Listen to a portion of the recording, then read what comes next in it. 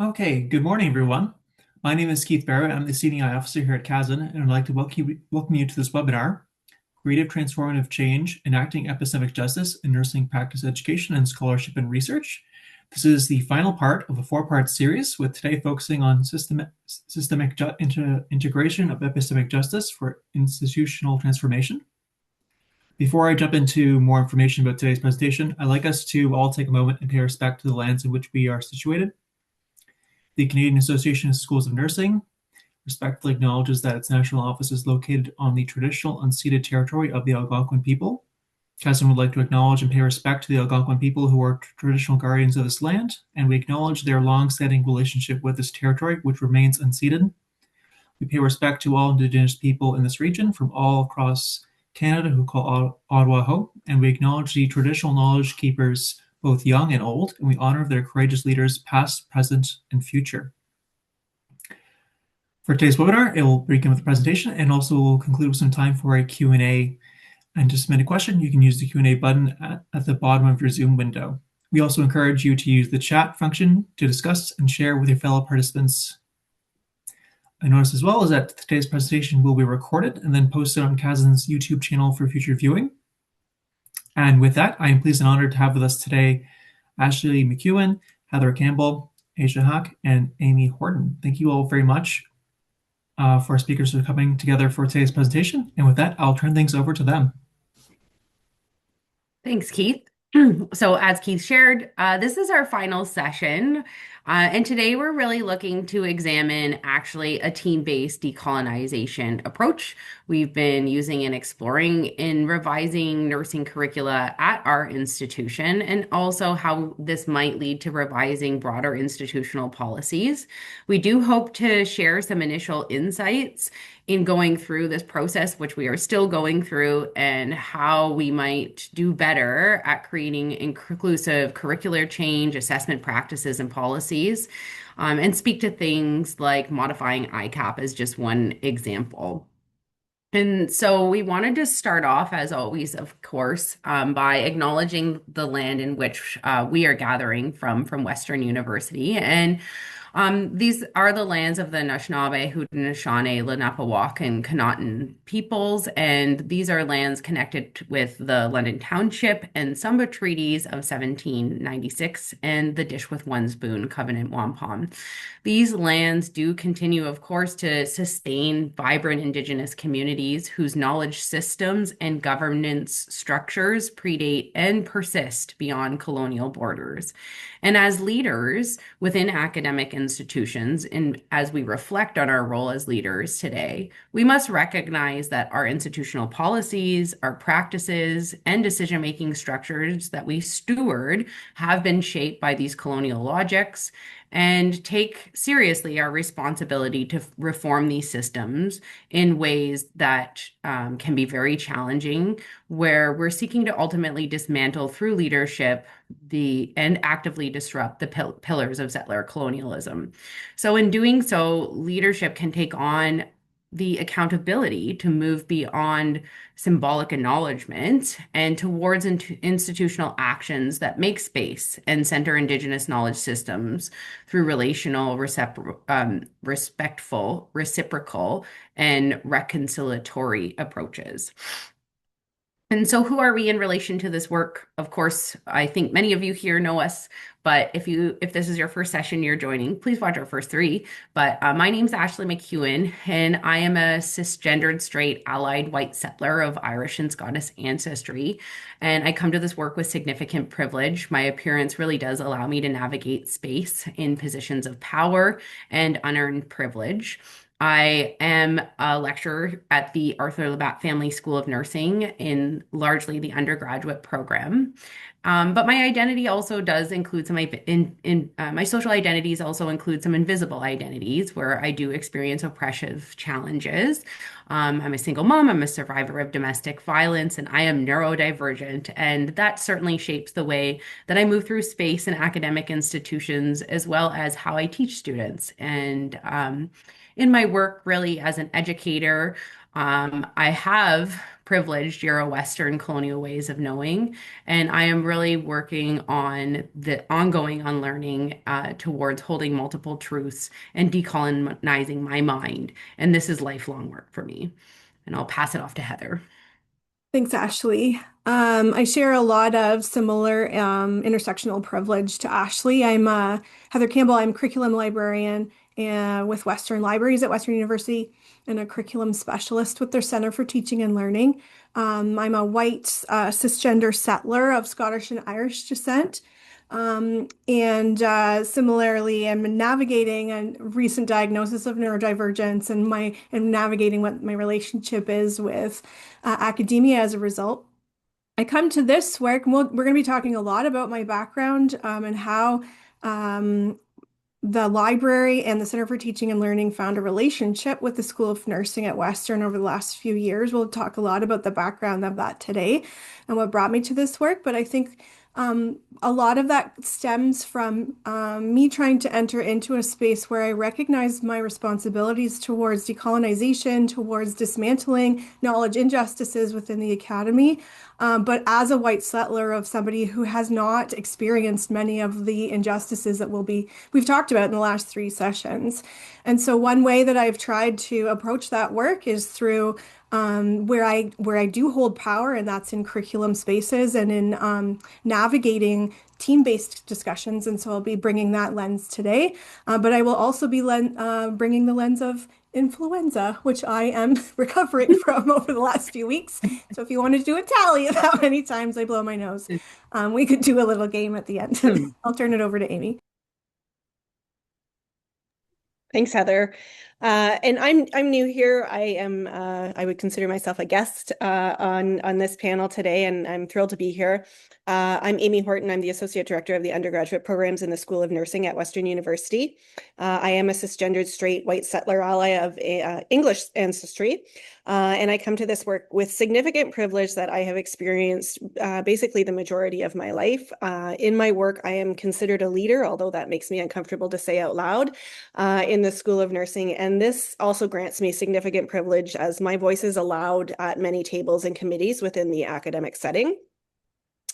I'm also trained as a nurse practitioner and continue to practice clinically, and this heavily influences my work and my learning and my unlearning surrounding epistemic justice and delivering evidence-based care. And I will be discussing this in more detail as we progress in today's presentation. And the last way in which I want to position myself today in today's discussion is from a place of vulnerability. I am not an expert in this subject matter, and I will be sharing my lack of knowledge in multiple ways today with the hopes of highlighting that being vulnerable in this work is also really helpful in being able to move it forward. Thanks.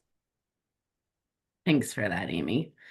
And I'm pretty sure Heather and I are going to speak a little bit more about being vulnerable and also just not knowing what we're doing. And so, yeah, I just wanted to point this out for those that are new, because I do see there's a couple new names in terms of attendees. This is actually part of a four-part series, and so the first three parts are recorded on Zoom, available on YouTube through Cozin's website, and you can watch each one of these if you feel that there are sections you missed that you still might be interested in learning about. And And pass so up. for those who weren't able to join us, what we discussed was a little bit of what brought us together from Western Libraries and the School of Nursing. Really, the instigator of that was a decolonization, or at least an anti-colonial or dismantling process that I helped lead with Western's library instruction team. That process is articulated in an article published in the Canadian Journal of Academic Librarianship. In the first few sessions, we looked at how our new curriculum is rooted in knowledge justice, or an epistemic justice approach, and how that's influencing nursing and nursing course development, nursing research, and that sort of thing. We're going to be talking about the second half of this article, and that is the process of that we undertook to really engage in this work at a system or team level today. And so we'll be looking at the model that is articulated in this article, but that really guided our process, and we'll be going through it step by step together. If you want to go to the next slide, Ashley. And I was just going to add Sure. the QR code in the top. We're all sick. I would just really say me and Heather and Amy are all on just the cusp of bare recovery here. So I would say my cognitive faculties are not fully firing. But I just wanted to also mention, and I can't even remember if Heather did say this or not, but I'm going to say it out loud again that the QR code in the top left hand of the screen will also take you to today's slide deck. And I have done my best to actually hyperlink a bunch of different things throughout the slide deck because a large part of this unlearning work is just, engaging. And so I'm hoping that today's slide deck is full of information that you can continue to pursue. Okay, sorry, Heather. Well, you say that, Kristen. Kristen's posted in the chat. Thank you for presenting when you're feeling unwell, but we'll see whether you agree with that as we go along. The other thing that I'll share in terms of the slide would be, or the link, the QR code, is that we've collected a whole suite of resources for you from the last 3 webinars. And that includes the article, it includes the curriculum, it includes some OER that we'll share a link to shortly, and a variety of other things. Yes, Zoe, and we'll make sure to post a link to the folder in a moment, you bet. What I wanted to do, we won't be spending a ton of time talking about epistemic or knowledge justice today because that was the focus of the first couple of webinars, but we do know that there's folks joining us today that weren't able to attend with us, and so we wanted to give you a quick definition. And just this understanding that knowledge justice is not a concept that Ashley or I or the School of Nursing or Western Libraries own in any way. It comes from a wide range of decolonial and indigenous and scholars from the global south and all sorts of perspectives that are influence this approach. The term knowledge justice itself really does stem from my discipline of library and information science, but epistemic justice is discussed a lot in other fields. And really it's to practice this work, first we must recognize that each person has the equal capacity to be knowledgeable, but that this right is often denied based on the social identities that individuals may hold. And so we have to recognize when we start with this work that some knowledge systems, particularly those of Indigenous peoples, have been purposefully ignored, silenced, or actively eliminated, including by our education systems and the one that we're a part of together.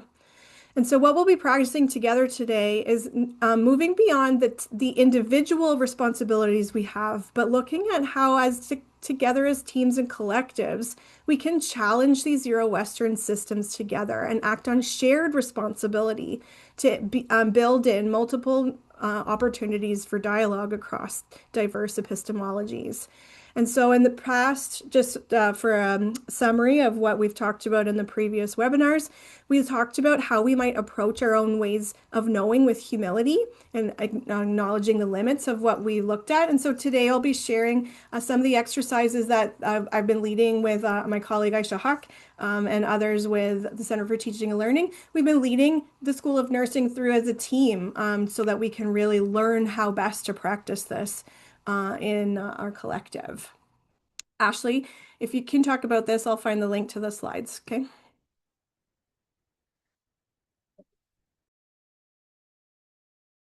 Except you're muted, friend. Sorry, I was coughing and didn't think anybody wanted to hear me. Thank you. So a lot of this work also basically led to our team collectively talking about our perceptions of how we could teach this better and to undergraduate students so they could really kind of grasp some higher level discussions that we were having in a way that made sense and that they could connect to their practice. And that could be their nursing practice, but this book that we have developed or this OER that we've developed also is directed to anyone in the helping profession, so educators, teachers, librarians. And we've shared this in prior lessons, but for those again that are new, you can access this knowledge justice in the helping professions. It's free. You can pull a lot of amazing videos from it that we've shared over the last couple of webinars and put them into your classrooms. And we do have a forthcoming workbook that we're working on to also support instructors on how to put this into their classrooms. So please check it out if you haven't already had a chance.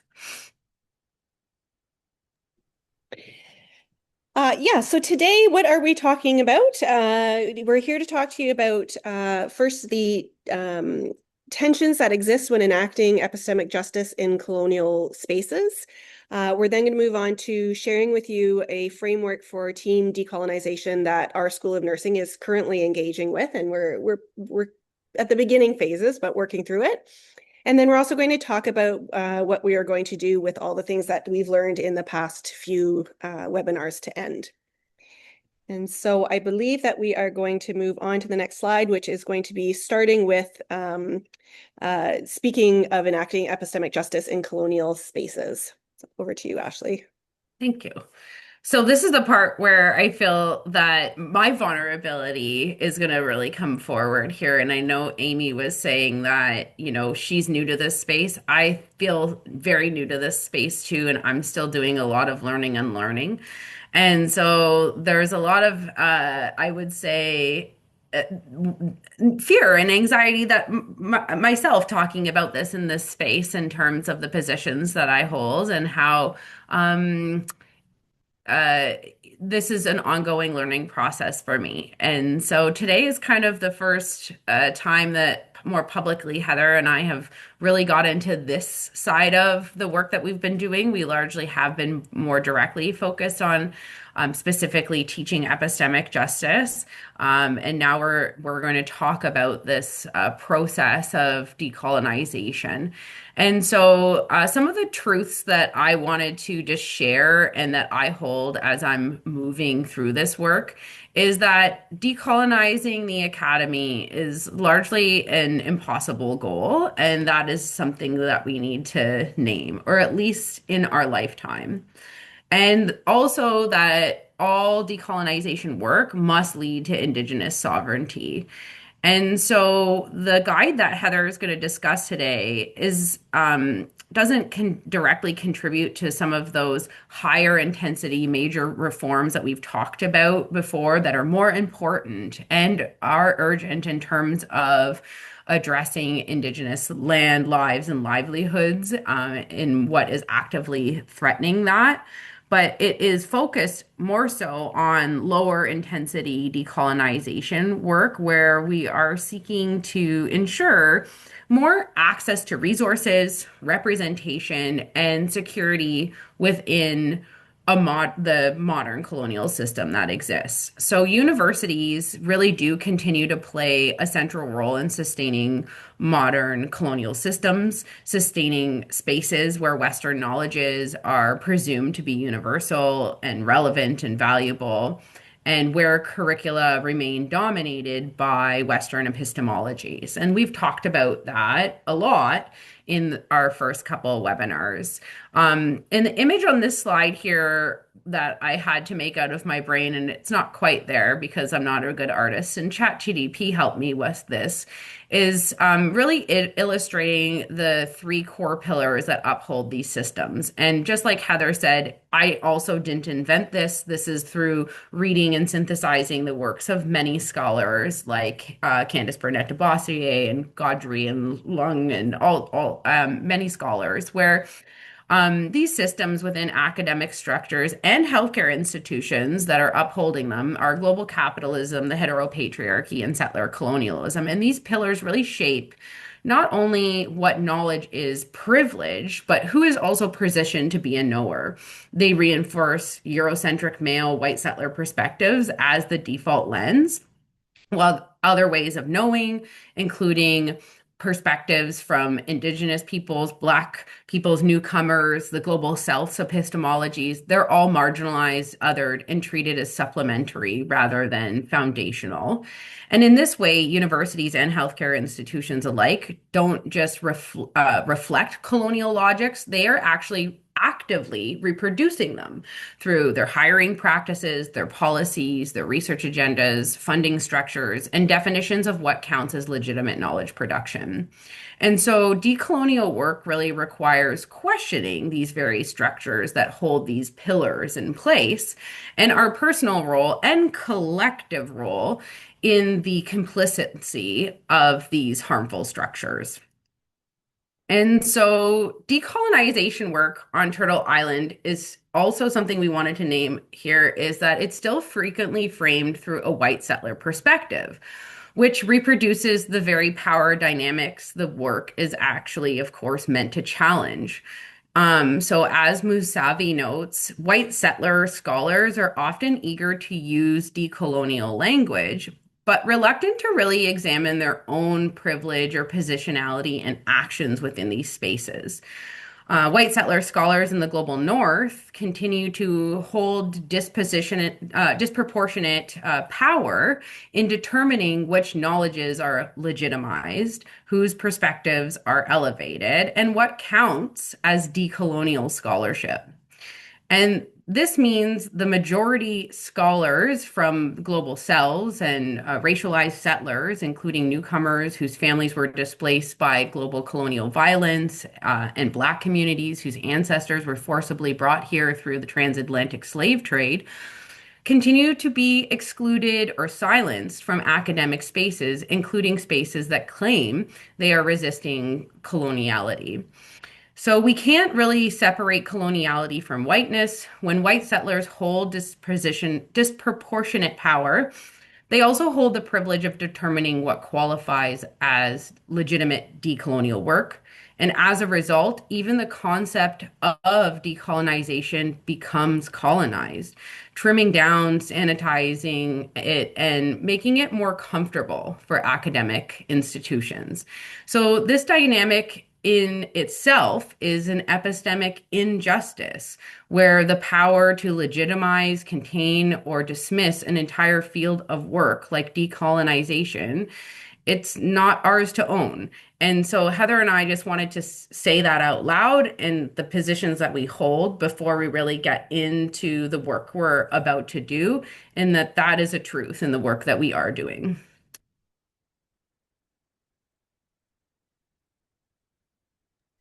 Just going to interrupt here for a second to share. We're having a little bit of trouble with the slides. I've added them to the chat for now, but we'll make sure they're in our shared folder. Ashley, remind me to connect with you. We're just having some permission trouble. I'm going to copy. So something that we shared in a previous session is just talking about the different kinds of decolonial change that impact academic spaces, with this acknowledgement that Ashley was talking about, that this really isn't true decolonization in the sense of leading towards Indigenous sovereignty and futurity, but it is, we have to recognize also the role that education has played in maintaining, building, and sustaining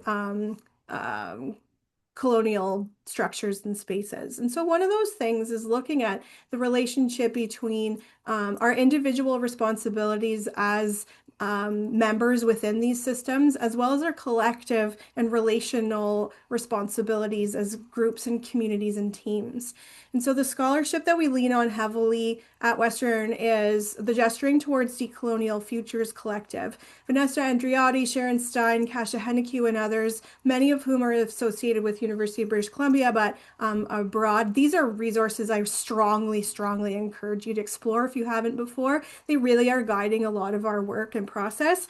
This graphic that you see on the screen comes from Sharon Stein's exploration of Gaudry and Lorenz's and other folks and her own work in looking at what kinds of change have happened.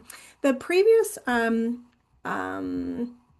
webinars that we've looked at have really focused on minor and in the idea of it being individual responsibilities that we can take that really help to increase inclusion, that look at changes that we can do, like, for example, at the course level, professional development and unlearning our own relationship with colonial values. But that doesn't create systems change, which is the focus of what we're talking about today. Major reform requires groups and communities, like we'll be talking about today, to make the commitment together to take the step forward into making systems sustainable, generations long change that really disrupt these harmful systems. And that's what we'll be focusing on today. Historically, and this isn't about one university or another, or one country or another, but really historically, universities have not done this. We haven't really stepped forward into major reform. And a lot of the EDI type initiatives that we've done or professional development have either maintained the status quo by, as an example, making learning available but not requiring it, not making any necessary changes, or they've been at the minor level. And the risk of this is that an individual can leave an institution and all of the deep work that they've done, the meaningful work they've done in their courses can go with them. And what we're looking at instead is creating major reform that will have lasting change for future colleagues, for future generations of students, for future hirings, etc. And so that's what we'll be talking about today. So, to kind of contextualize what Heather was just saying, I wanted to share what's been happening in terms of the timeline of epistemic justice or knowledge justice in our particular school. So it represents that this is ongoing and moving from individual level changes towards more collective, programmatic, and structural reforms. And this also does reflect our growing capacity to engage deeper and more sustainably in decolonial work. So this work began really with my participation in the Indigenous Learning Bundles community of practice, which I'll speak about in more detail lately. And the intention of this initiative at our institution was to support non-Indigenous faculty in elevating Indigenous voices by integrating Indigenous developed learning bundles into curricula across our institution. And in that space, Heather and I both met there and listened deeply to Indigenous colleagues who spoke to the emotional labor that this work required, and that among many Indigenous scholars, burnout, tokenism, extraction were all very common experiences of othering in academic places.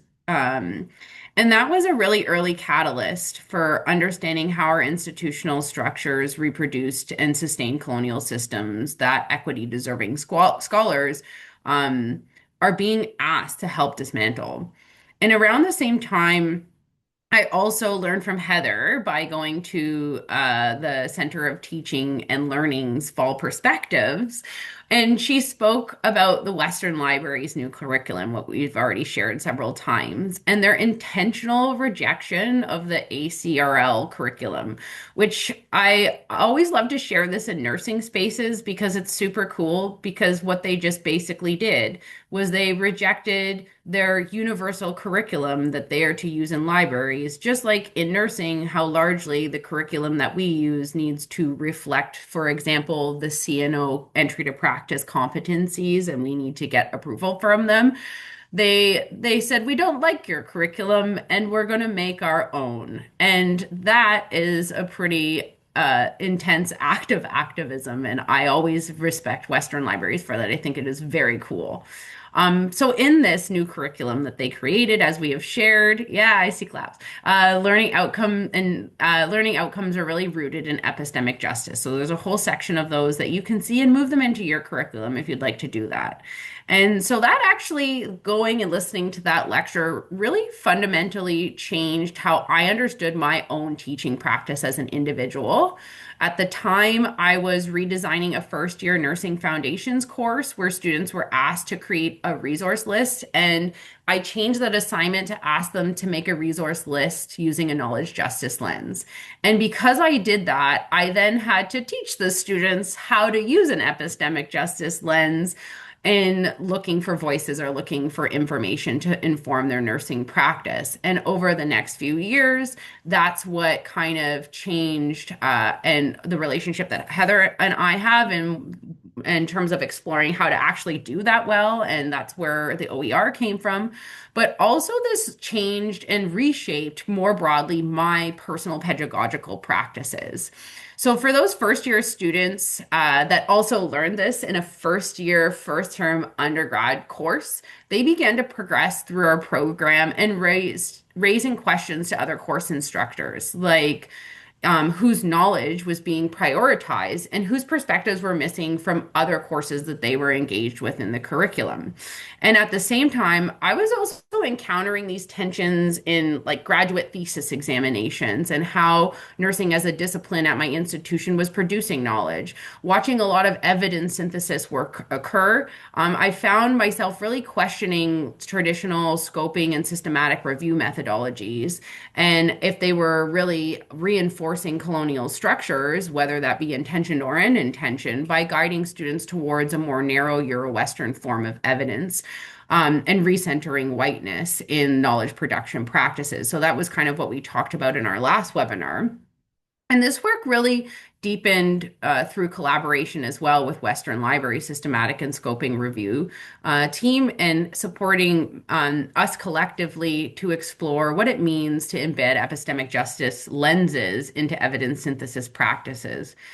Institutionally, then this direction was also supported and by the Center for Teaching and Learning in that I am the Faculty of Health Sciences Teaching Fellow. And I just wanted to say that out loud because institutionally, I do have a lot of support to do this work. And in being a teaching fellow, I had the opportunity to really deeply engage into exploring how teaching undergraduate students to use an epistemic justice lens might support them in practicing cultural humility. But I'll let Amy now share a little bit about her journey in this work. You'll notice the stark difference between Ashley's timeline and my timeline, and the busyness on Ashley's versus mine. But if we talk about the catalyst, I think that really started things within the School of Nursing, outside of all of the amazing work that Ashley is bringing to the School of Nursing. Epistemic justice started to become part of our collective conversations. And one of the main areas that happened in was just serendipitously as we were going through a little bit of a curriculum refresh. And others, other than just Ashley's voice, were at the table saying, we really need to start talking to our students about the knowledge that they hold and use and what evidence means in nursing. And it really just became more of a curricular priority during this refresh. And it was coming from multiple faculty that were recognizing its importance. And I clearly remember sitting in a workshop that I was actually helping to lead, and people were talking about this new concept or really a course that they wanted to bring forward. And I was thinking to myself, I don't know these words. I don't understand what they're talking about. And I'm supposed to be someone who is responsible for, when we're bringing concepts forward or courses forward in an undergraduate curriculum, I'm supposed to be someone who automatically starts to think about, well, who's going to be able to teach that? Are we all really grounded in this concept, or is it going to be one person? And if that person leaves, then how are we going to teach this course effectively? And so I started thinking about that, but I was wondering, everybody's comfort level, but then I really started to reflect on my own comfort level and realizing that I really had none. That I was feeling very vulnerable in the fact that there were all of these big concepts and words being thrown around the room, and I didn't know any of them.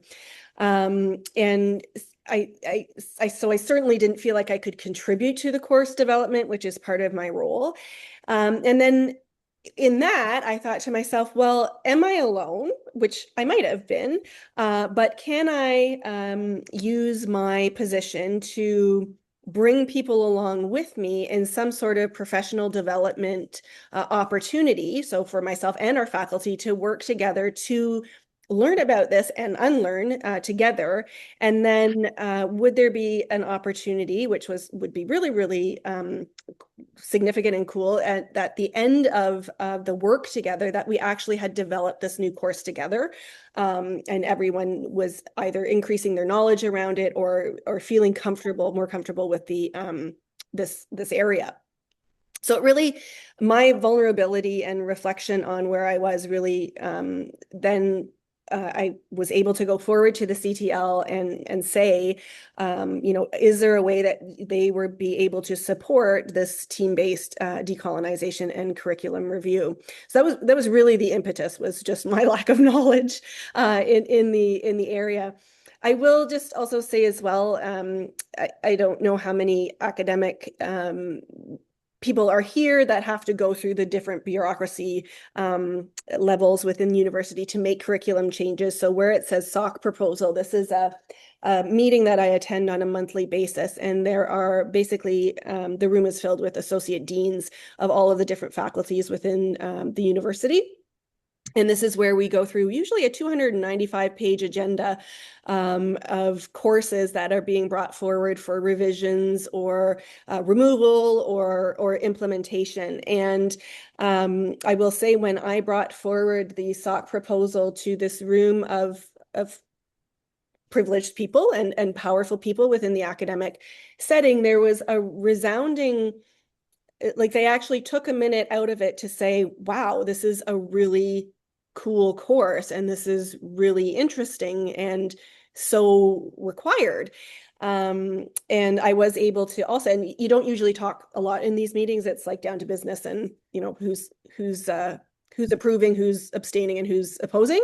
And I did say, and yeah, we're doing something really cool. We're going to embark on this team decolonization. And I did have a couple of other directors and associate deans come to me and say, could we please come? We'd be really interested as well. And so these small things can add up to big changes within the academic sector. And again, because of my privilege of being able to sit at those tables, some of that is happening. So that so far is my small journey. We're now in the team decolonization groups. We have our third one coming, and where we will really be getting to be doing some of the more important work. Then we've done lots of important work thus far, but sort of the change parts. So. And I think Amy, I'm going to build on what Amy was talking about, just to share some framing here about what we mean by team decolonization. Because a little bit about my role would be like, I'm the boss of no one. I'm the leader of no one, but yet my job role description talks about strategic leadership and curriculum for the library. But in that way, my role is in service within the Center for Teaching and Learning. I'm in this bizarre hybrid space where I have a faculty appointment as a librarian, which allows me some leaders, like I'm to lead curriculum development with Western libraries, but I'm not typically the one teaching in the classroom. It's rare for me to be teaching in the classroom like I am with Ashley. And instead I contribute to the institution's approach to both educational development, curriculum development, but because this is my research area, decolonization as well. And something that honestly, bumbling my way through this, initial pass through what we'll be presenting this morning with you. Something that I've come to learn is I have really been educated in this Western system in a way that we approach it in a really individualist lens. And thinking about this work has to fall on one person's shoulders. And that I have to understand the entirety of it. I have to be responsible for the entirety of it, because that's really the way that Euro-Western thinking is designed, and Euro-Western epistemology is we're supposed to be experts and that sort of thing. And it's taken me a long time to recognize when we talk about team decolonization, it's really about recognizing our power and agency just within our own selves and trusting one another to do the same within their own sphere. And I think that what's we are all exploring together is exactly what Amy was just speaking about, is Amy has power to bring us together as a community to make the request of me from the Center for Teaching and Learning to lead this work. I have power with my knowledge of educational development and knowing how to structure retreats that will guide a group of faculty through these conversations. Ashley has power as a leader of EDI on learning and professional development for the School of Nursing. And it's really only together that we're able to do this work. And so in that way, we've talked a little bit about it. No, go ahead. In an article so far that Ashley was going to introduce. Well, you can do it too. Yeah. This is a scary thing for me, and also the first thing I ever published in a peer-reviewed journal. And I always laugh at this story being like a unicorn thing because I didn't really know what I was doing in all of this, as we've said lots. And I've only heard of the terrors of publishing in academic peer-reviewed contexts and all of the feedback that you get in the rounds and rounds of revision. And that wasn't my experience. So I read my email 4 times of like accepted and what? They don't have things for me to change. It was very, anyways. So this, it's a tale where we can all giggle and laugh about this being a unicorn. But this article is kind of the first articulation that is written somewhere of what Heather is about to present in terms of this teen decolonization process, and specifically applying it to 2 courses in our School of Nursing, where myself and Dr. Shukufe Mondonalou, who spoke in our last series, have applied this process to individual courses that we were responsible for in the context of social justice in our global health course in our institution. And today we're going to be talking about this process more broadly. And in the slides, when we share them, the link here, this article is, I mean, Heather, you do better with these words, but it's like free for the universe, open access, like anybody can search it online. You don't have to pay for it. So if you're not like part of an academic institution, you should be able to fully get this access. And what I would also just say is, of course, and maybe Heather will speak to this more, this guide is forthcoming. So what we're presenting on and what we're about to present on now, it's not actually published, and we're still kind of revising it and learning and tweaking it. And this is maybe where our fear and hesitation and angst lies in sharing what we're doing today, because we're still learning and working through it. Did you notice that my hand was raised for some of that? Like, Yeah, I did. why? I don't know, but I put it down and I thought you were wrong. So Yeah, I so was. I don't think she wants her hand raised. So a little bit of context.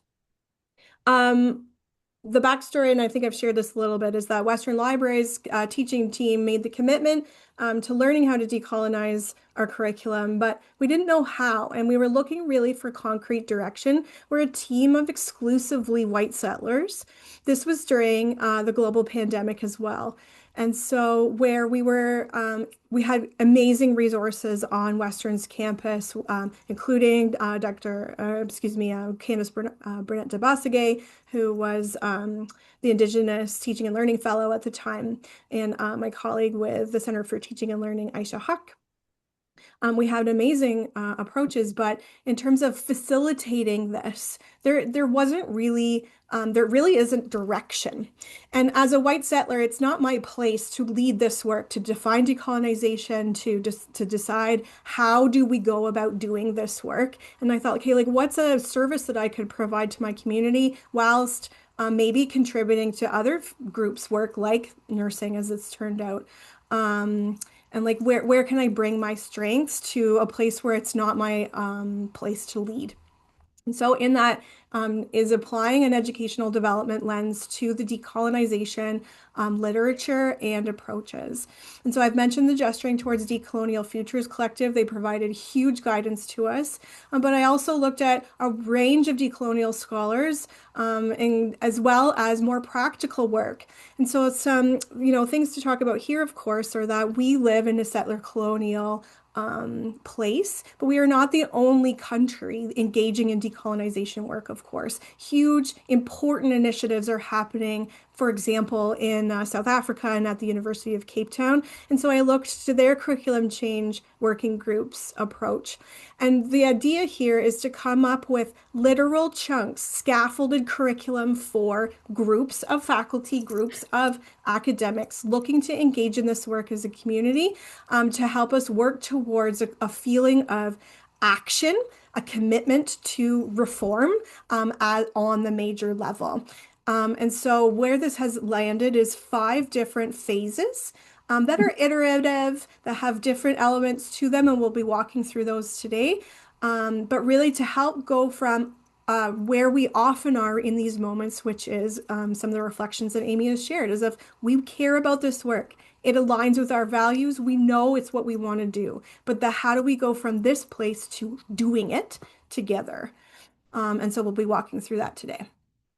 The guide itself, as Ashley mentioned, isn't publicly available quite yet, mostly because I don't know what I'm doing and would like to finish with nursing to see if the approach that worked with both the librarians is also working with nursing, but also to incorporate like I was the only person who wrote it, so I'm like white librarian, so it would be good to get some input on that. The structure itself, though, of what I used with the librarians and what we're using with nursing, I will share that a couple of other programs are self-guiding this work at Western as well. And the approach that we are all taking is sort of 3 chunks to each phase. The first is some kind of individualized unlearning pre-work professional development of some kind. Each phase has something for individual members to read, to watch, to do, to reflect upon, but something that is within that phase, some kind of learning. A lot of that work that we'll talk about today that comes with the School of Nursing is being led by Ashley through their DARO committee or their EDI on learning professional development. And so I wanted to pause to say it doesn't have to be all this like cohesive, coordinated effort on a timing, but just that these opportunities exist and that we are balancing this need for minor reform or for individual unlearning with team-based. In terms of the phases of what Amy asked the Center for Teaching and Learning and myself to facilitate is a series of team retreats that work folks through that spiral, and we'll be talking about each phase. So groups come together to engage in some kind of retreat, some kind of reflective exercise, working through questions that will be shared today, with the goal of moving them through sticking points, as we'll describe, towards the next phase. The third sort of element, go back, is the recognition that leadership of this work is tricky because, and we've already highlighted this today, and there's different sort of decisions that need to be made by different individuals, and it'll be up to your teams to decide whether your team is ready to move on to the next phase. And this is something that we're all negotiating, like by we all, I mean the 3 of us, our colleague Aisha and others. I'm really looking at whether to move on. And some of that is because we work in a hierarchical system, so we need an Amy. Some of it is because we need leaders who are more knowledgeable about EDI, but we also really need to be following the voices of marginalized folks, of which the 3 of us are not. And so there's a section of each work that talks about that. Okay, now you can move on. For most teams, the first phase is grounding. So we'll do a really high level review of each phase, but we'll share that nursing right now is in the 3rd one, or just about to start the 3rd one. And so for the last 2, we'll share where some work is happening already, and then also what I did with the libraries. And what's funny about this first phase is, for the most part, nursing was already past this point when Amy requested support from the Center for Teaching and Learning. And really, grounding is about making a commitment and establishing a shared understanding of decolonization in relation to other things that are happening within your unit. And like some of that is like logistical in the way that Amy was describing, which is like lots of us don't know what these words mean.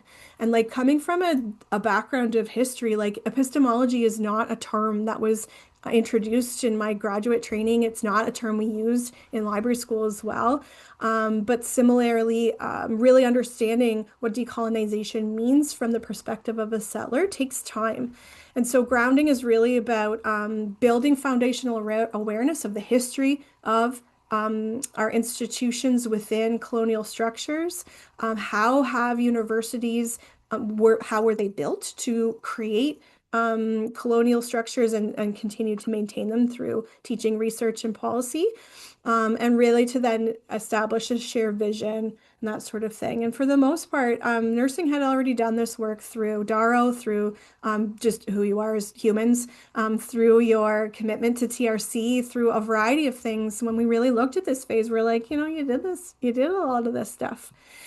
For each phase, these slides are here for your reference, and it's some suggested, I mentioned the three sort of chunks for each phase, which would be pre-work, as well as some group agendas with reflections. So we're going to skip a lot of this and have these here as a resource because we're quite aware that the guide is not published, but these are things you can take away with you.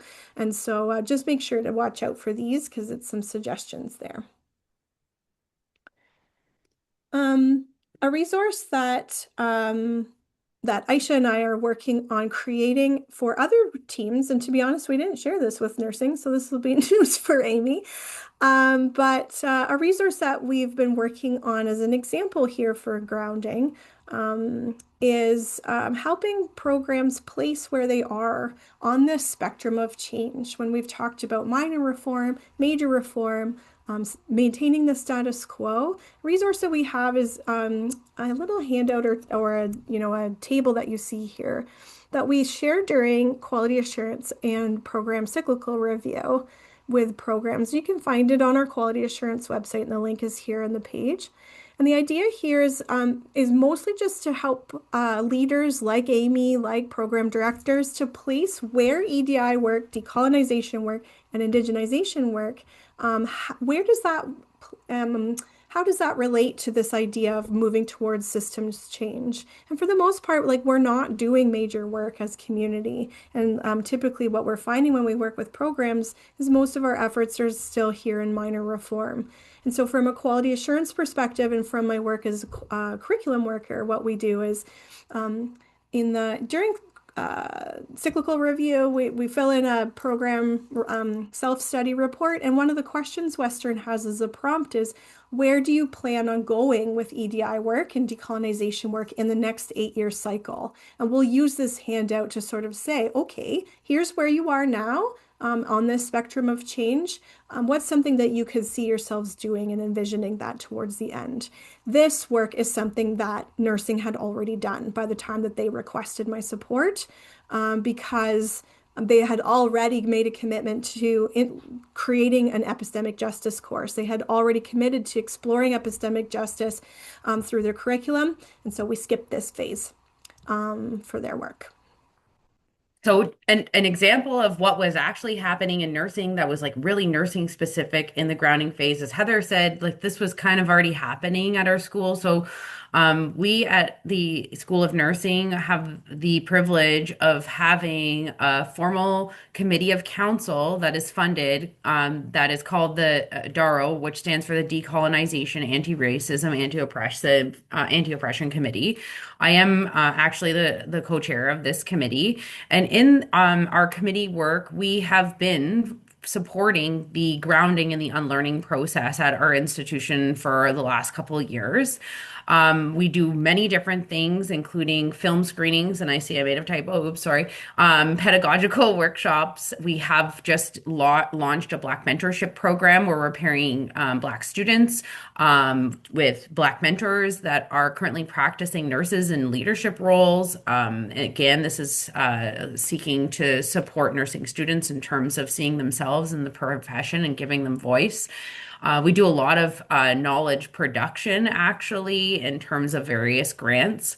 And also we have a whole speaker series every year. We have we have a panel of 2 to 3 speakers discussing various topics where we're trying to pull individuals that have lived experience. They might have intersectional lived experience where they are researchers that are also care providers that are also living in these spaces, and how various individuals from equity deserving communities are navigating healthcare spaces and moving through systems of oppression.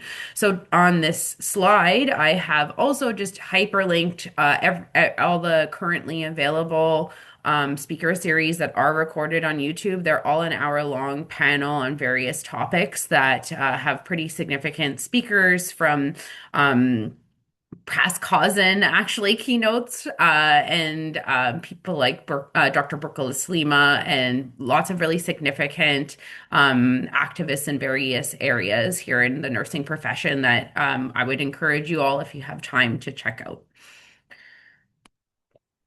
And so it's worth spending a little bit of time here in grounding because so many of your programs will likely be here or will be moving towards this space. And so something we wanted to touch upon is this idea that how do you know if your program or team isn't ready to move on to the next phase? And the way that I talk about that is in sticking points. And that like really looking back to see where those might be. And for grounding, it could be in an EDI in particular, it could be inconsistent values between your team and the organization. We'll be talking a lot about this today, but the system is systeming. It doesn't always want us to engage in deep, meaningful systemic reform. And so there could be a disalignment between the values of your group and the institution. It could also mean like just time and wellness and the availability of your instructors to do this. We've had to reschedule some of our retreats multiple times because of this exact thing. So Amy's going to give some a little bit of examples of what this has looked like from her own perspective. Thanks, Heather. So yeah, there's lots of different competing priorities that or sticking points, sorry, that exist for this work. As you can see, competing priorities limit capacity. So as everyone is aware, everyone is generally working at 110 capacity. We are already managing heavy teaching, research, and service demands. However, I would say that probably every faculty's strategic direction and plan has some sort of EDID prong in it, but those responsibilities are often added on top of the regular duties. And so there's no actual protected time or resources that are provided to make this work meaningful. So that the capacity piece and the workload piece involved in it. There is also sort of an emotional labor requirement that unequally disadvantage equity-oriented staff. So they shoulder a disproportionate responsibility for advancing this work. And I can say that I've seen this single-handedly with our friend Ashley here, who seems to be the person who has to do all of the work within the School of Nursing. And so how are we sharing that load and helping as a collective to move this sort of thing along? Lack of institutional alignment. So leadership attention is frequently directed toward other performance metrics. So accreditation, we know, things in relation to application and enrollment numbers, our research outputs, and what is prioritized in that in terms of performance evaluations. So this leaves little structural support for decolonial commitments. And within that, I would say, once you've seen the other side and you've seen what you want to do in relation to epistemic justice, it's very hard to unsee some of the other issues that are happening within within the institution. And so how do you sort of walk the walk and turn blind eye to other things that you're seeing, and when you feel like maybe you can't make a difference there. Um, Something else that I would add that's not on this is a major sticking point that I would encourage everyone to think about within their groups that may be undertaking this is what sort of environment do you have for doing this work in a safe way? And by that I mean that there may be a lot of variability about people's desire to engage with this work, even given capacity. And so how do you bring those people into the fold? But some people may want to learn, but may be afraid that they're too far behind others in the room and that they might be called out for saying something wrong. And I will tell you that I feel this every moment that I'm engaging in this work. And so making sure that the environment that is created for doing this work is safe for those doing it. Sorry. Thank you for that, Amy. I have too many screens happening and I couldn't move and I didn't know if I was unmuted. So thank you for sharing that and being so vulnerable. And I think the themes that Amy was just speaking to are they're just going to keep presenting themselves. And as much as Amy says that she is scared and feels vulnerable and worried, she's going to make missteps and like mistakes. I also feel that too, right? And I think that is almost a spiral in itself. Is the more you get into this work and the more that learning that you do, as you had kind of said, Amy, and you see that other side, it feels very big and overwhelming. So, in each one of the phases, we have developed, or Heather has developed, these reflective questions for leaders and for the facilitators that are going through this process. And we've really come to recognize that this transformative change does require meaningful engagement from leadership, which is why it's so important that Amy is here today. Because in the work that Heather and I and many of the people on our team have been doing, when we have leaders supporting this work and that they hold these positions of power in the structural context of academia, they can really steer collective efforts to redistribute resources. And so it's for this reason that each phase of this process includes these dedicated reflections for leaders specifically, because we want to support them in examining their responsibilities, their influences, and their commitments. And it's also really equally important here to reflect on what we mean by leadership, because leadership is not confined necessarily to formal titles and administrative positions. Colonial institutions often frame leadership as individualized and hierarchical and positional, of course. But if we actually bring a decolonial lens to leadership approaches, these are relational and ethical and collective in terms of leadership. And this really can emerge as a way that we can think of our own accountability here as well, because all nurses are leaders, regardless of our title. It's written into our entry to practice competencies as one of our core competencies, right? We are leaders. And so each of us should also be reflecting here on how we can act leadership in our teaching, in our practice, in our research, in our scholarship, in our community relationships. And with this in mind, really encourage everyone to consider how might we engage with these questions in a leadership lens and contribute to our shared decolonial commitments. So for the grounding phase, some of the reflection questions we might ask ourselves are: where do you have power to enable program members to engage in this work? Where might you advocate for the importance of this work? And where can you step forward when members of your team cannot? And this needs to, of course, be with their consent. And what vulnerabilities do you have? And the members of your team also experience, as Amy has just articulated. Thanks, everyone.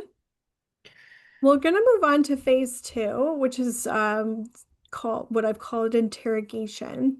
Something that I'll pause here to say is this is probably the phase that's the most different or the newest from the different kinds of professional development that your group may have been engaged with. And it's probably where a lot of us are at as well. And so I know there's five phases. I say this because there's five phases. We're not going to spend this amount of time talking about each of the five because we want to make sure that we have time to talk with you. But because this is where we've spent the most time with nursing at Western, but also it's likely where a lot of your groups will be able to get in the next little while, we want to make sure to spend some time here. And interrogation is really doing the work that we've demonstrated in the last three webinars, which is critically examining our discipline and how it's maintained colonial systems, how its relationship with Euro-Western knowledge, different ways that we are privileging certain ideas, knowledges, and peoples above others. And so there's multiple steps to this phase. And for us with nursing, it's taking us a while. And so something that we want to mention is there's no discussion of timelines with team decolonization because it really is both dependent upon all of the sticking points that we talked about with grounding, but also how long this particular exercise takes. And so as an example, Ashley, if you could go 2 slides in advance. Just one more, thanks. So a handout that's in our folder and that's in the slides here, that's too small for you to read right now, but it's a resource for you to take away, is one thing that I've found anyway, and I've facilitated this work in a few different places, is we're not taught how to define our epistemology and how to find its edges and how to name it. And the how to do this comes from some of the scholars that are included in our reference list. And so I've tried to this is the approach that we took in the first retreat with nursing, of how do we do some of this work. It's when we start with interrogation, yes, we want to be critical and name hard truths, but first we need to like figure out what the heck we're talking about. And in some of those things, it's just naming and answering questions like, how do we define knowledge in our discipline? Who's allowed to be an expert? How do we define expertise and what do people have to do to become one? Like in terms of how do we package and share knowledge? What does that look like? And in answering a lot of those questions, and this resource is something you're welcome to take away, is this has helped us to really make that next step with nursing, and taking us moving into interrogation. Is first we need to name who and what we are, before that then we can move into in critiquing, perhaps not even as far as what needs to change, but at least of being honest about where are we causing harm, where are we privileging certain voices over others. The slide that we skipped over is just some of the additional resources and questions that might help work you through this. And some of that is making sure that your folks have had the opportunity to do some positionality at work. And in our case, we did do a retreat, a facilitated retreat, which could have been something that was asynchronous. This would be the example of sort of pre-learning that we talked about, working through positionality, identity, privileging exercises, though, is the foundational knowledge to being able to interrogate, because we need to really place ourselves with the various privileges we may or may not hold within the context of colonialism before we can really move on to interrogate. And there, in the way that Heather has articulated this, there is a lot of spent time in interrogation. So unlike even other sections, there are multiple different meetings with multiple different agendas and pre-work. So we're sitting in this for a lot longer. So there's a second slide here that we'll also have available for you. But I wanted to just briefly share what we did in this interrogation phase in one of the workshops for nursing.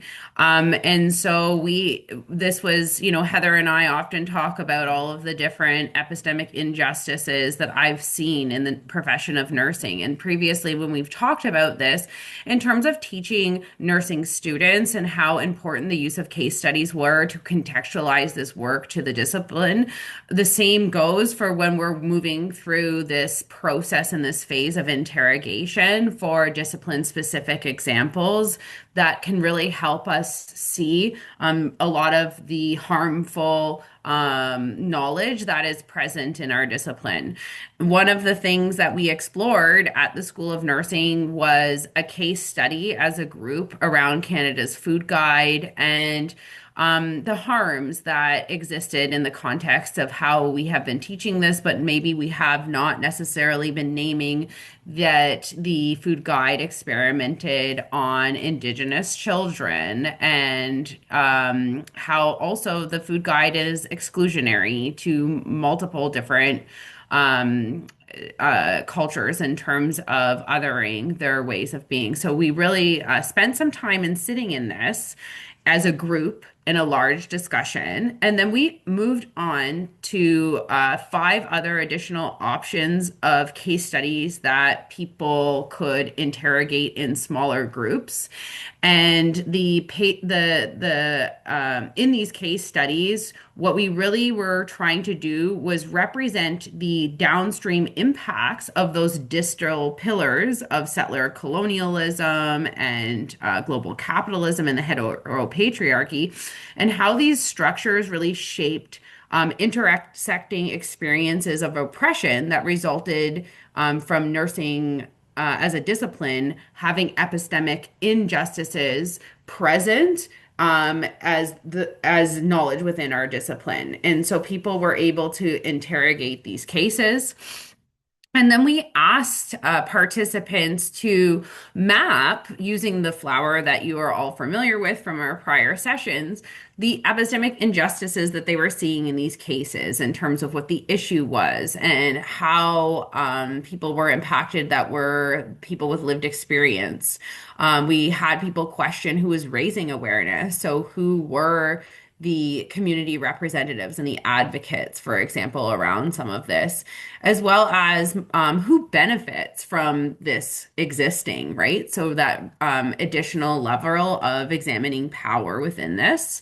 And then finally, in this work, and this is kind of where we've ended up in nursing and haven't quite got beyond, is where is mapping out this epistemic injustices that we've explored on our voices flower in terms of whose voices are missing, who has the power to change, and then looking inwards at ourselves as individuals, as well as who we are as a family, our Alphabet Family School of Nursing, and what we might want to do about some of these injustices.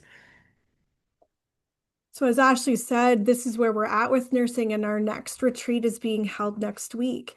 And so, like, full disclosure, so that those of you who are joining us, this is what I'm going to be doing, which is looking for these, because the idea is that we've reached the end stage of interrogation. And so, are we feeling defensive about making change to nursing? Are we feeling personally attacked? When we have these discussions about different examples of epistemic injustice or other injustices within our curriculum, like, full disclosure, the answer is no with this community.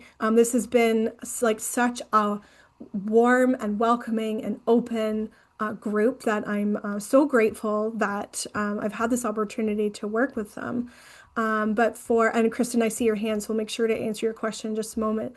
Or feel free to pop it in the chat. Something that I'll share from my perspective from librarianship is this isn't always the case, where groups work through interrogation in the way that nursing has, in such a smooth way, or open-minded way. And not with my team at Western Libraries, but just in talking about, like, facilitating this kind of discussion. Any sort of mention about white supremacy culture I've had people feel very uncomfortable and needing to move away from engaging in that. Any sort of discussions about critiquing our relationship with our research methodologies and our understanding of knowledge hierarchy. There are different disciplines who just simply aren't as ready for this. And so I will say that while we are moving through this with nursing, it's not necessarily the case for everyone. Kristen, I don't know if you wanted to answer your question now, if it was okay.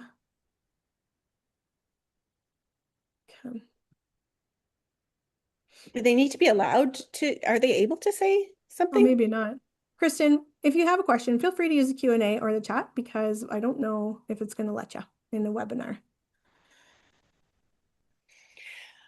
Okay, so I'll just pick up these sticking points, and this is where I really do come to you with some vulnerability, because these are really my own personal reflections on some of the sticking points that I have experienced. And it really is sort of surrounding who I am as a nurse practitioner, and how I've been trained and how I bought into that training, and teach that to other students, and have been teaching it for over a decade. And so and these are things that I've brought to Ashley, while I'm learning these things, I brought to Ashley to say, like, I think I need to unpack this with you. I think maybe I've been doing things wrong. And so one of the initial times that I was listening to Ashley and Heather talk about epistemic justice, I believe they used co-sleeping as an example. And it really just struck me. I just really sat in this very uncomfortable position where they were, and I knew this literature. I knew there was literature, and I've watched the movies about how people around the world have much higher rates of co-sleeping prevalence, certainly outside of Western contexts, and obviously within many Indigenous communities. But what I had been taught, and the evidence that I know, and the evidence that I prioritize when working with patients, and also when educating other nurses and nurse practitioners, is that hierarchy of knowledge, which says thou shalt not co-sleep because it's dangerous and you could have a bad outcome with your child. And so we kind of get taught in these medical professions or healthcare professions that you want to do as much risk reduction as you can, and always on the side of safety. So when Ashley and Heather were using that as an example, I was very quick to put up my hand, and I was like, okay, but what about our regulatory bodies? What if and our regulatory bodies, I will give them credit that, they are increasingly embedding cultural safety, humility, and people-centered care into their codes and standards and best practice guidelines. But I was really struck at, what if I don't follow the highest level of evidence and there's a bad outcome? What will my regulatory body do to me? How will I be held responsible? And then at the same time, how do I teach my students to prioritize epistemic justice, but also engage in safe practices and care as a regulated health professional? So that was one of my major, that was one of my aha moments when I was thinking about epistemic justice. And so really, as a licensed professional, what does this mean? And what will the college sort of fall back on in the case of something that it goes wrong? How has my past practice been harmful? And I've spent a lot of time reflecting on how many times I have probably done something harmful unintentionally, because I have prioritized that higher level of knowledge. And it's only within the past couple of years, and with some debriefing with Ashley, that I've really come to understand that with me prioritizing these voices, the peer-reviewed voices, I'm perpetuating the issue. So another example that I can bring forward is when I teach about hypertension guidelines, and talking to my students about who is at risk for increased levels of hypertension. And there's a lot of literature related to this in relation to the ethnicities and communities that are at risk, being Indigenous communities and Black communities. And I just took that for what it was. Black people are more at risk for hypertension. Indigenous people are more at risk for hypertension. And I've taught that without ever stopping and looking at literature to say, why is that, Amy? And what are the other confounding situations? And I actually did have a student come up to me and challenge me and say, and ask me, do you feel like maybe that's racist? And I was mortified. I couldn't, well, I was like, no, it's just a genetical, variance. And I, within 5 minutes of getting out of class, went running to Ashley and said, Ashley, what have I done wrong here? And so and I've taught that for years, decades even. So how has my past practice been harmful? And I think about that a lot now in relation to bringing evidence-based practice forward in our nursing education and in my clinical practice, but learning how to bring epistemic justice in a more fulsome way. So I hope that some of those, I hope that you can realize that my mistakes may be common mistakes, or and that there's just so much learning to do in this area. A question we had in the chat was whether Amy's leadership and vulnerability is allowing us to do what we're doing in nursing. You can see the answer is like definitively yes. Because I can tell you from a Center for Teaching and Learning perspective, the programs where we get stalled at grounding, it's because we don't have a leader like her. And we don't need to know everything. We don't need to be perfect, but it's this willingness to learn and be in community that's so, so critical. And so you can see that like Ashley's going to just introduce some reflecting because you've already started doing that. We knew you would need to at this point. So go ahead, Ashley. Thanks, Heather. Yeah, so I mean, my answer to that question in the chat was like Amy has actually been fundamental in this work, and she transitioned this work from being the work of an individual to the work of us as a collective, as a school. Because of her willingness to be wrong and sit with discomfort and pain and guilt and all of the feelings that we all have in moving through this work. And I will say that, in traditional forms of Western leadership, those qualities that Amy holds are not necessarily qualities that are considered the qualities of leaders, of being wrong, of being vulnerable, of crying, right? Like of doing things that are really hard and confusing and admitting your own fault. And so, because of Amy's leadership style, I think, and who she is as an individual human being, of course, because I'm biased because I love her, but like because of who she really is, this has moved us from a more minor to a major reform opportunity. And so some of these reflection questions that we just would share, and I feel like this is when people's brains are going to really get into this and get ready because we're only on phase two, is how can your group now scrutinize your discipline for its historic and current roles in maintaining colonial systems? And the current part is what really I find people get sticky and uncomfortable. And then is your group starting to recognize the agency and responsibility that we as a collective each have to affect change in even very small ways? So for those of you watching this recording back, something that we want to highlight is like we invited Kristen to share her thoughts. And in the chat, she said that whiteness and white supremacy is something where nursing is getting stuck. And that principles of whiteness really inform your understanding of professionalism and safety, and that we can lean on those when making decisions rather than elevating oppressed and diverse ways of knowing. And a different person shares in the chat that like we have to remember that it wasn't even that long ago that Indigenous nurses were barred from attending nursing schools. We can talk about how long it was not that long ago that Indigenous peoples were barred from attending universities at all.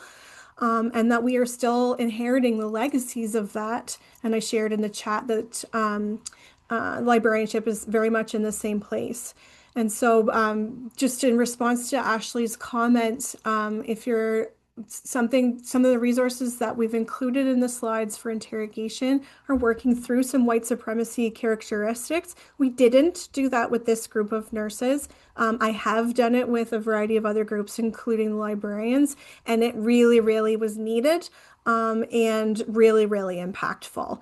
And we looked at how white supremacy culture isn't always inherently, those words have meaning to us, and immediately if you are white, make you have a reaction to them. But it's in working through our relationship, both through the terms and the values that are described in those characteristics, articulated by Tema Okun, if you're not familiar with her work, But is it's just doing that exercise of exploring a relationship with them helps move through folks through any kind of sticking points they may be having in the interrogation phase. Now I'm going to cough and then I will talk about phase three.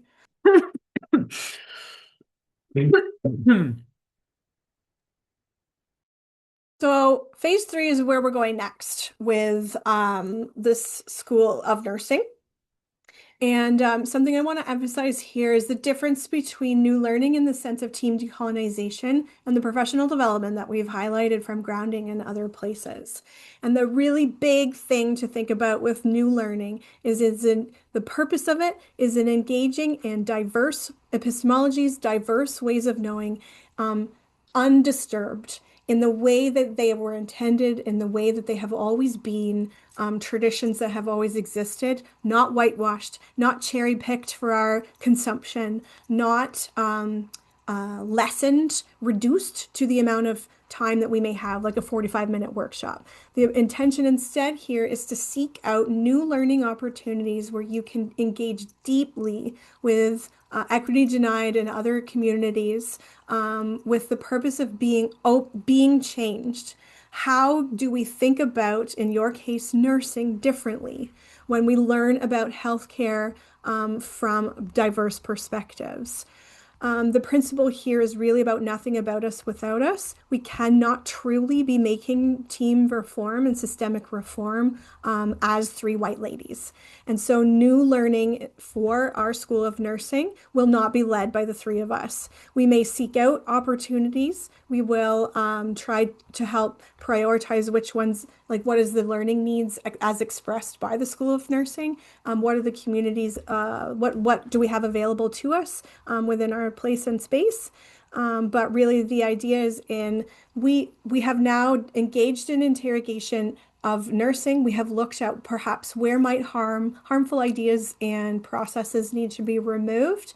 And before we can make a decision about what needs to be changed or added or whatever else we do, we want to look at diverse epistemologies through two-eyed seeing or multiple perspectives, which Ashley went through in our last webinar. And so this could be a variety of things. We haven't yet decided what this will look like for the School of Nursing, and it'll be next year. For Western libraries, I'll share that we were engaging in this work during COVID. And so we were really, and like during lockdown COVID, like serious COVID.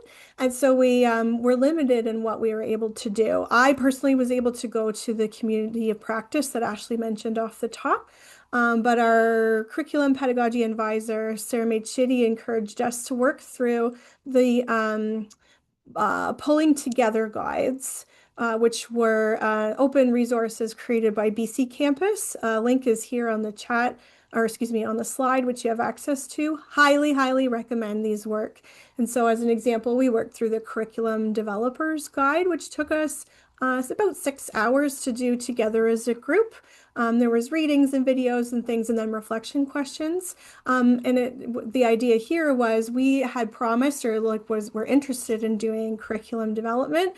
And so how do the Indigenous folks who created Pulling Together, what do they think that we needed to know about Indigenous ways of being, knowing, and doing before we were to start that work? But again, that was because we were in COVID. And so there are more opportunities, better opportunities available to us now that Ashley will share. I guess here, this is not necessarily an example of how we're doing this as a collective, but I wanted to share my individual experiences of new learning and, what Heather was just really emphasizing, that these opportunities really do need to be rooted in land-based learning as just an example. So the University of Western has Indigenous learning bundles, which are called Sharing Our Gifts. And this is a digital curriculum resource that's designed to support Western university instructors in culturally and ethically responsive ways to integrate local Indigenous knowledges and perspectives and voices into our undergraduate and graduate level courses. It was, I will say, inspired by Carleton University's collaborative Indigenous learning bundles, and they really seek to offer a selection of Indigenous led learning content that centers Indigenous topics while privileging conceptions and theories and ways of knowing and epistemologies that are grounded in Indigenous epistemologies. And the spirit of these bundles is that each is a gift from Indigenous-led collaborators to instructors at Western University, and they care. And in being gifted that, we as instructors carry an ethical responsibility and commitment to ongoing collaborative learning. For instructors who were actively working to meaningfully and ethically engage these bundles in the courses a couple years ago. The Indigenous scholars at our institution, Candace Burnett de Bossier and Sarah May Chitty, they facilitated a community of practice for us to support us in our ongoing unlearning so that we can safely and ethically integrate these contents into our undergraduate courses, which I have done for a couple courses and a couple bundles. Now, in going to this community of practice, I also had the opportunity to listen deeply and learn deeply and be part of various ceremony and engage in land-based teachings. One of the examples that I wanted to give among many that I experienced as new learning was learning about a field course that was actually offered in land healing and responsibility. It was a community-based research course in Indigenous study. And it emphasized Indigenous ways of understanding land and focusing on concepts like reciprocity and restoration and long-term stewardship.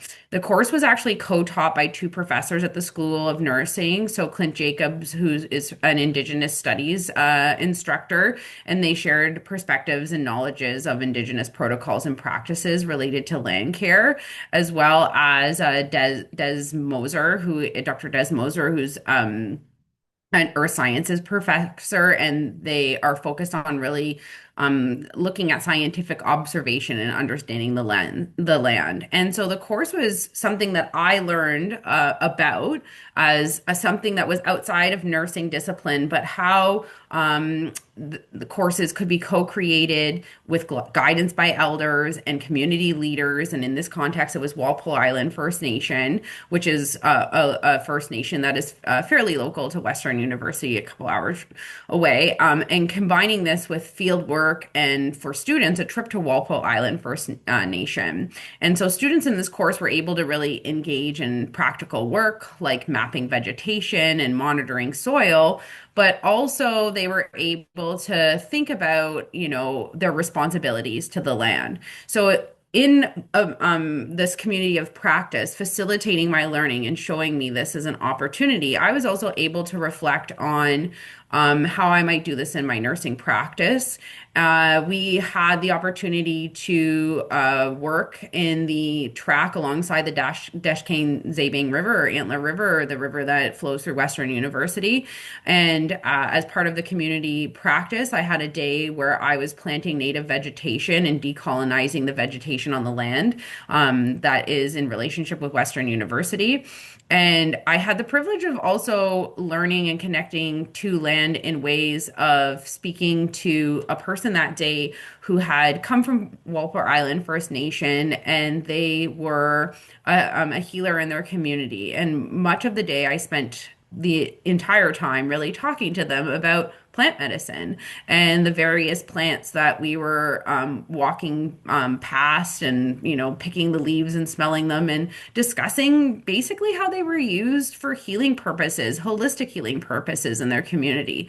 And so engaging in this land-based healing work was really important and foundational for me in deepening that perspective of health as holistic healing, and that this was really newer learning for me beyond what I had traditionally learned in biomedical contexts.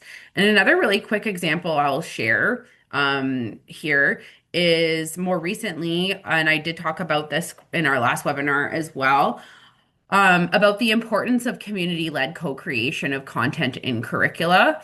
And I have recently received a fellowship from the RNAO to support inclusive language and gender affirming care in simulated education at our school. And a lot of this work, I have pulled this approach of really having this be community driven and community led.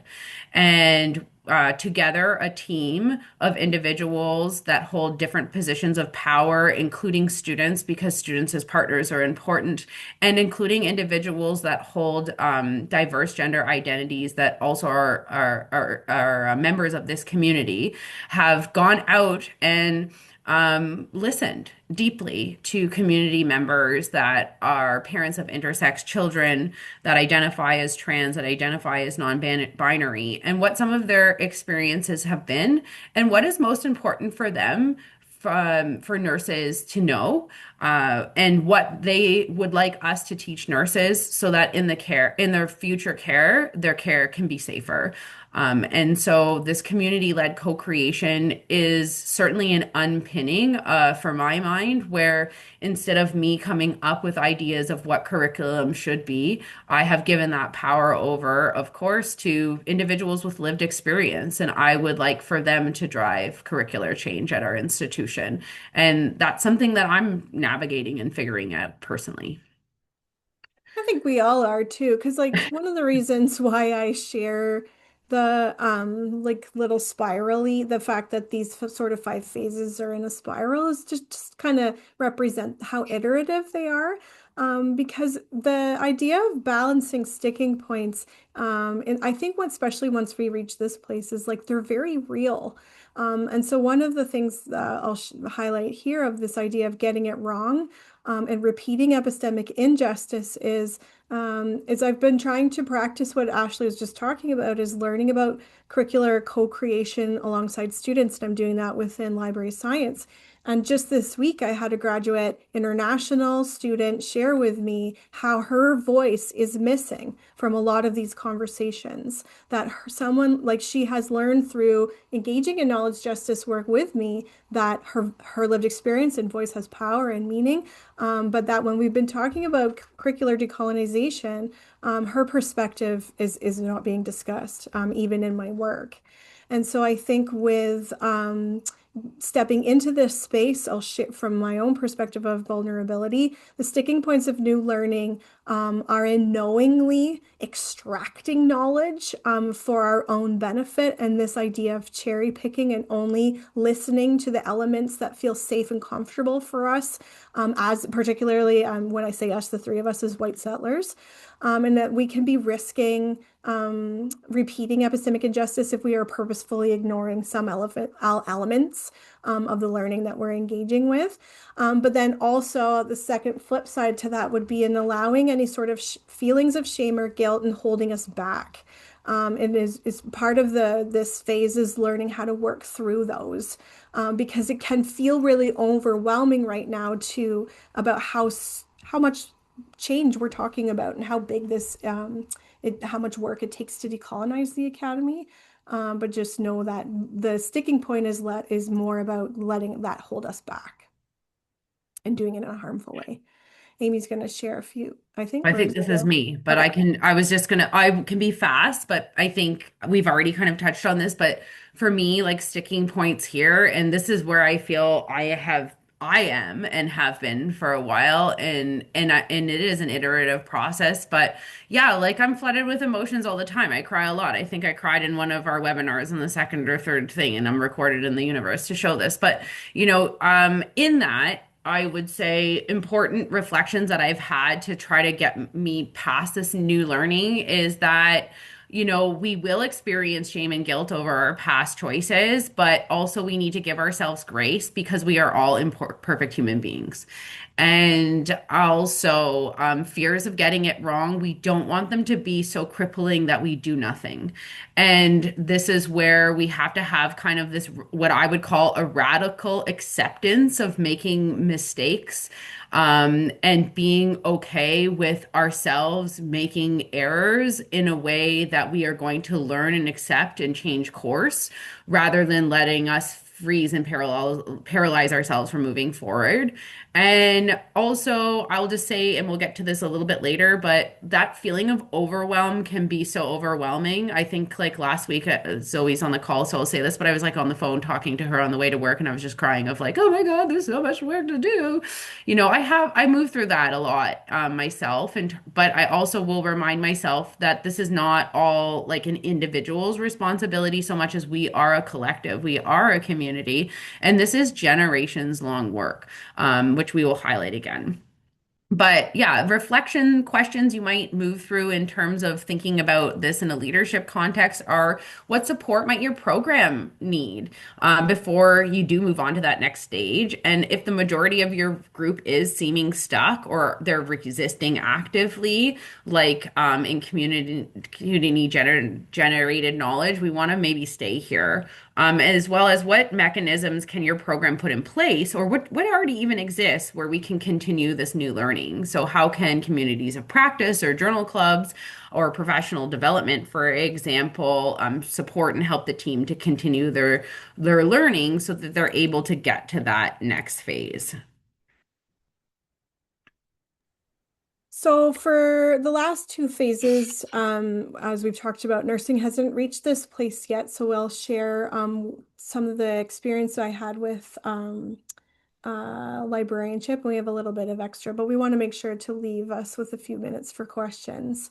But for commitment, what this phase is about is in regrouping as a collective, as a team from the last three phases. And if you remember, we worked through terminology in phase one, we interrogated our discipline in phase two, and engaged in new learning and diverse epistemologies in phase three. But in phase four, we have to wrestle and reckon with this what feels like an overwhelming amount of work to move things forward. And this is where I'll be encouraging nursing to go in the next few months, which is you've named goals for your community. You've named different kinds of priorities, but what do you have capacity to do? What do you have power to do as a collective? What can you only do as a group? Because some of this decolonial reform we've talked about does fall on individuals. It may also fall beyond or outside or above your community. And so to make this work meaningful and measure and possible, we want to look at what is only something we could do right now, and to timeline that out. And so what you're committing to is both the major reform elements of decolonization, the team-based elements, the kinds of underneath liminal policy, like sort of underpinnings of this system, the really deep systems work. You're committing to that as a community, perhaps writing them down in a strategy, perhaps timelining them over a long period of time. But you're also committing to one thing to work on in phase five. And so the recognition here is really working through some of the things we've been trying to demonstrate. Hopefully we're demonstrating today is this idea that it doesn't fall on one person's shoulders, this idea of commitment, and also the responsibility to move things forward doesn't fall on one person's shoulders. You've seen now that when we're trying to demonstrate that the students, Amy, Ashley, myself, other folks involved have each play a role. And the idea here instead is that you are naming out loud, are we doing this? So I don't know if this is next on the slides. I've like lost my spot because I was like just rambling. But what I'll share, I'm going to jump around a little bit, actually, just because I'm on a tangent here.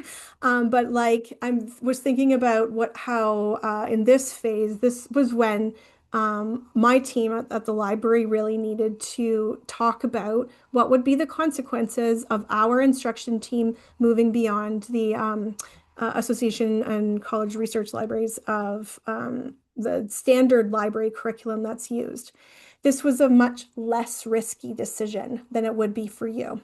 Because yes, librarians are an accredited profession, but we don't have our own programs. We aren't educating our own students. We're often teaching in a way that when we're invited to come in and talk to you.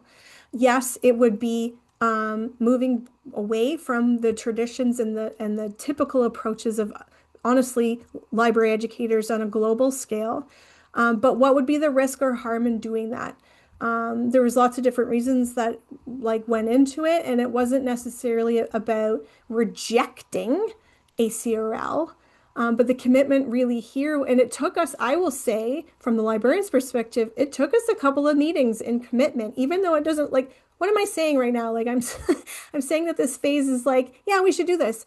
We actually spent a little time here, because we needed to kind of work through both our feelings of that, but also, like really, we're librarians. We need to be thoughtful about what would be the impact, to be honest, on the rest of our community at Western Libraries, the impact on our administrators who hadn't been involved in these unlearning exercises the way that Amy has because it was COVID.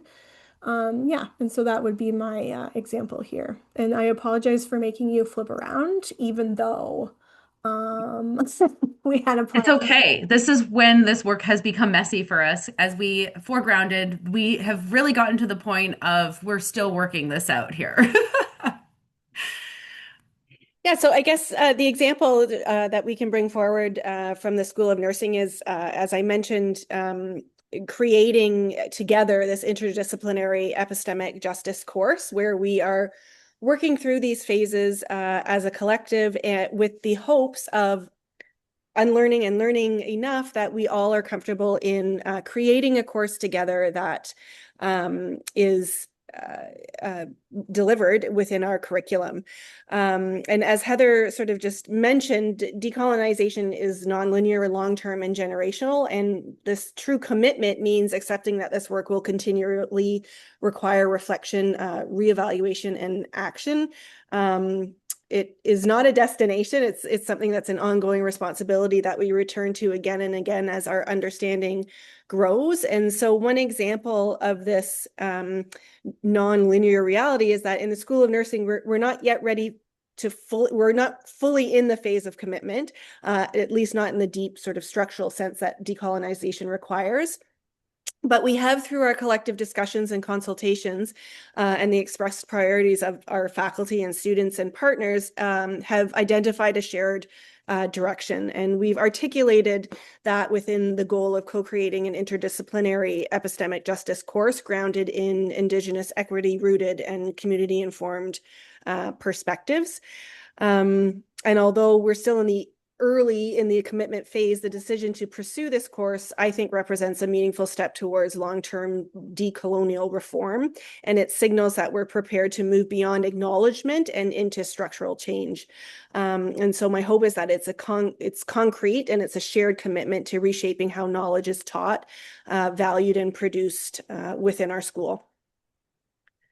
And so there's a couple more parts of commitment because it is long and sustained, I think, is what Heather was saying. But what I also wanted to really quickly emphasize here is that we can also collectively reshape structures in addition to curricula, because a lot of our content so far has been talking about how we might be using this team approach to reshape curricular content, but we can also reshape other things in higher education and in academic institutions.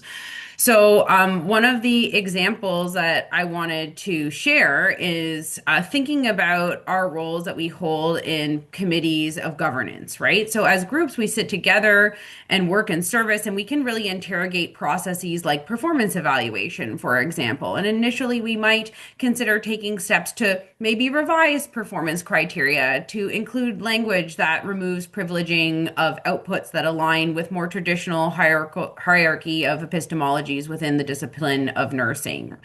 So those empiric outputs like a peer-reviewed journal. And instead we might consider to change language to be more inclusive and recognize that diverse knowledge products beyond those peer-reviewed outputs like aesthetic expressions and artistic works hold equal value as legitimate disciplinary knowledge. And still, this is just changing the language of one policy that impacts individuals. And as a next step, I would also challenge ourselves in how we might perform reform rather performance evaluation processes itself, considering that we might want to do away with a process that seeks to focus on individual level achievements and instead consider things like how might we reshape this process to evaluate the team as a collective for their shared work and contributions to the discipline of nursing. And this would really represent a much more significant departure from the colonial pillars that evaluate individualism rather than community as a collective in academic contexts.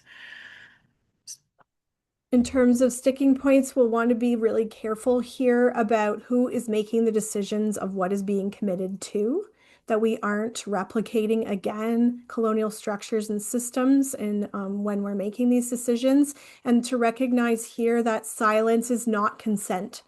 Particularly from marginalized members of our community.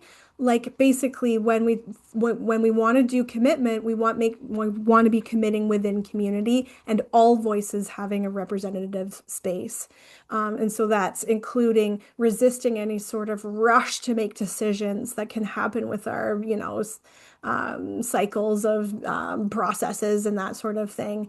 Making sure that we are doing so by building deep relationships with local Indigenous communities, yes, but also the actual members of our community and our team, and making sure that everyone has a chance to voice those concerns. I'm not You want to quite talk about this, Heather, or do you feel like I we? did. That's fine. Okay, I think okay. for all of us who are accredited programs, though, this is where it's just going to take us time Mhm. to work through how do we make systems change in an accredited system. And like the answer is probably going to just be time. Mhm. And so, Ashley, I don't know if you want to talk about here of what kinds of questions we might want to think about. Yeah, so I guess for leaders, just some of the sticking points, in terms of what small steps even can your program take towards decolonization now that can lead to that major future change and reform, I think is a really, it highlights what Heather is kind of saying here is this is going to take time. And so there is also a level of, of pragmatism here in what we have the power and capacity to do for change. And yeah, anyways, let's move on to rebuilding. Yeah, so very quickly, our last phase that's described is rebuilding. This is when you actually do a thing. And so in some ways, what we've talked about here is we've kind of been demonstrating that this too is not necessarily linear and it's iterative. Like if you consider Ashley's example about reforming tenure and promotion, that's happening in difference than program-wide curriculum reform. But here, what I would say is the actual processes of how we go about engaging in these decolonial reforms, again, should not be led by white settlers and instead should be led by community. It's not to say that we need to reject traditions that come from Euro-Western perspectives, but instead is really there are many resources, guides, etc., that can help us in moving through. And so, just as a quick example of like this continuing on. I keep referencing this book, but I just picked this up in terms of how might we engage this process from a research perspective.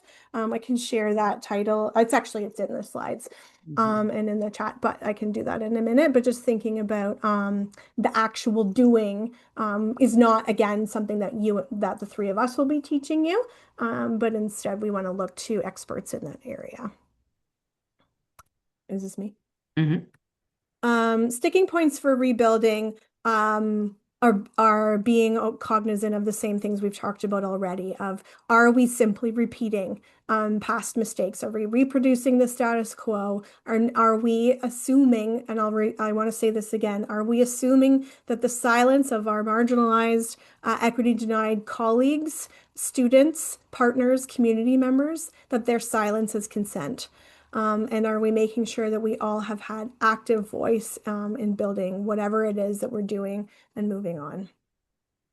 And so some questions for leaders here might be about articulating new program outcomes, and thinking about what that might look like in a curricular context. And so these can also all, depending on what your goal is or what you have articulated in phase four, this will really change kind of how you're moving through this rebuilding process. Another portion here is thinking about our pedagogical approaches in teaching, and Heather had some examples of these. I don't know if you want to speak to them, Heather. Just in case there's anyone on the call still who's engaged in curriculum leadership, these are some of the, when I say like to take leadership from those who are experts, here's some resources. And that's the third one is the book I just mentioned from a research perspective. And then even at a program policy level, so as what we were just speaking to in terms of like performance evaluation criteria and tenure track and promotion criteria. So again, just different reflection questions you might have depending on what the activity that you've articulated in phase four. So what do we do with all of this? And maybe your brains feel like they're on fire now. But I just wanted to name a few things before we end our session today, and that there are quite a lot of tensions, and that doesn't seem like a strong enough word when we're talking about dismantling these pillars of settler colonialism. But I wanted to again just recirculate our conversation back to power and the responsibility and the privilege and the safety in doing this work of dismantling that we have. As the three of us are white settler allies, we can also take up space in decolonization work. And this system allows us to do so because it is safer for us as white folks to do this work. In our roles as faculty, we also have academic freedom in what we're saying, and this creates protection for us. Maybe lesser so if you're not tenured in your tenured track in terms of job insecurity, but this power becomes decreasing as we start to think about faculty that are experiencing intersections of racialization, in terms of thinking about also our faculty that don't have academic freedom that through contract that are holding staff positions. And this is ultimately a structural silencing of those individuals where they don't have the power or the safety to speak out about the pillars and the systems that are holding them in place to be silent. And so the system is systeming. And I just wanted to say that one more time. We did also really talk about in our second webinar this shared image here on where you might situate yourself in a spectrum of action. And we spoke about allies being folks who express support for equity deserving groups. And this is distinguished from advocates who support causes of particular groups and activists who are folks that are working towards social change. But now I want you to think about this spectrum in a way that we also can name some tension that exists here, and that there is a layer of safety and privilege in how we engage in this work. And then we don't want to discourage everyone also from doing this work and remind you that these major decolonial changes are possible and can be initiated from minor individual efforts. And this is what we've kind of demonstrated in those initial timelines that Amy and myself shared. And we just wanted to finally, reflect on this is collective work. And until we think collectively, we also risk ourselves feeling disempowered. Collectively, we will not see institutional transformation without working together.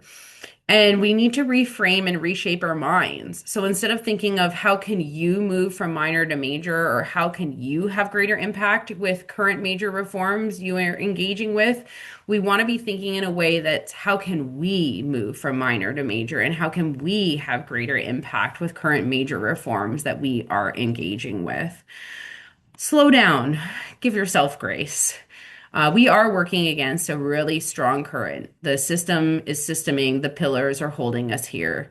And so, step into that relational space and be okay that this is collective work that is intergenerational, and the impacts of this will be in the future. And we will, end our 4-part webinar series just recognizing that as educators, researchers, and nurses, we have the responsibility to do this work. And because we train and educate the people who hold a lot of power in our current systems, the nurses, the policymakers, the future politicians, we can lean on the wisdom of the late Honorable Murray Sinclair and who was the first Indigenous judge appointed in Manitoba and a Canadian senator and the chief commissioner of the Truth and Reconciliation Commission, where they said education through the system of residential schools is what got us into this mess, but it is also education that will get us out. And sorry, teachers can do teachers have a sacred responsibility here in that we have to ensure children and the next generation of nurses are really thinking about these questions in the way that we're educating them. And so I ask us to end here and reflect on, what steps can we take today and tomorrow to make room for current nursing students and the next generation of nurses to be free to ask these kinds of questions. So thank you, everyone. We've reached the end of our time together, but thank you so much for all your support over the last 4 webinars. Ashley, if you just hit the next slide, that's our email addresses. Feel free to reach out. As we've shared that we've been trying to navigate what our place is in this work, and we're continuing to learn. So we'd be happy to talk with you. Feel free to add any additional questions to the chat. We won't disappear quite yet. But thank you, and we see your comments.